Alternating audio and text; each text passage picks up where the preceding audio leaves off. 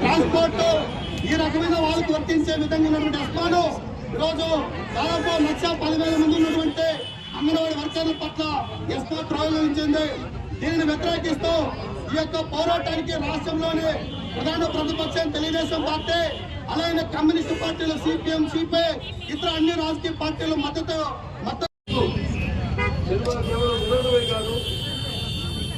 అది ఒక ఆలోచనను రేకెత్తించాలి, ఒక మంచి సందేశాన్ని ఇవ్వాలి. ప్రజలు